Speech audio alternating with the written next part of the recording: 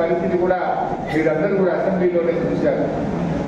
ఇవన్నీ కూడా ఇవాళ ప్రజలు గమనిస్తా ఉన్నారు. ఎన్ని అబద్ధాలు ఆడినో ఇవాళ అందరూ ప్రజలు గమనిస్తున్నారు. ఎక్కడ ప్రగతి భవన్లో ఏమన్నారు ఉండండి ఆకలి 200 ఇచ్చారు. ప్రగతి భవన్లో ఏమన్నారు? 250 బెడ్రూమ్లు ఉన్నాయన్నారు. స్విమ్మింగ్ పూల్ ఉందన్నారు. ఇంకేందో ఉన్నదన్నారు.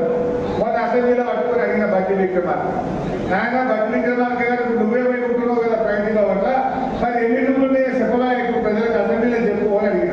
స్విమ్మింగ్ పూల్ ఉన్నదేమో ఇప్పుడు చెప్పవా అంట. తలకాయ కిందికేసింది తప్ప ఒక్క మాట చెప్తుందా? నోరెత్తలేదు. అంటే అన్ని జూడా మాటలు చెప్పింది.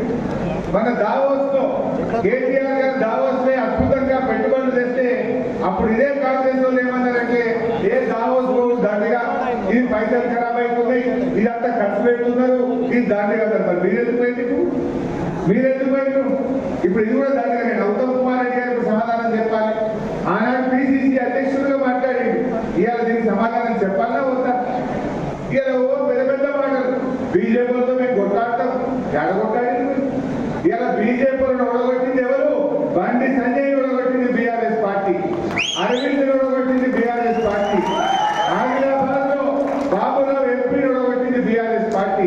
ఈటల రాజేందర్ గారు ఓడగొట్టింది బీఆర్ఎస్ పార్టీ. రఘునందన్ రావు ఓడగొట్టింది బీఆర్ఎస్ పార్టీ.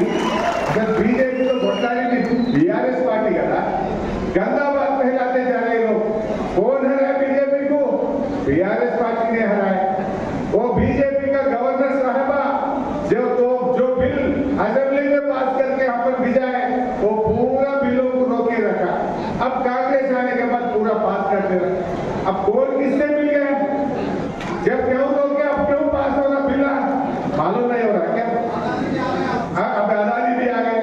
मेरा भाई अदानी का याद कर रहा. कल सुबह राहुल गांधी నిన్న ఉదయం రాహుల్ గాంధీ గారు అక్కడ మాట్లాడిన నార్త్ ఈస్టర్న్ స్టేట్స్ లో బస్ యాత్రలు మాట్లాడింది. ఈ దేశం ఇద్దరు వ్యక్తుల చేతుల్లో ఉన్నది. అదానీ అంబానీ చేతుల్లో ఈ దేశం ఉన్నది. ఈ రెండు వ్యక్తుల చేతుల్లో 500 కంపెనీలు ఉన్నాయి. అదానీ అవినీతి వెనుక ప్రధాని ఉన్నాడు అని అక్కడనేమో రాహుల్ గాంధీ మాట్లాడారు. పొద్దుగాల రాహుల్ గాంధీ అదానీ అవినీతి పరుడు, అదానీ అవినీతి వెనుక ప్రధాని ఉన్నాడని పొద్దుగాల రాహుల్ గాంధీ మాట్లాడితే పొద్దుకేమో రేవంత్ రెడ్డి పోయి అదానీని అందించుకుంటాడు.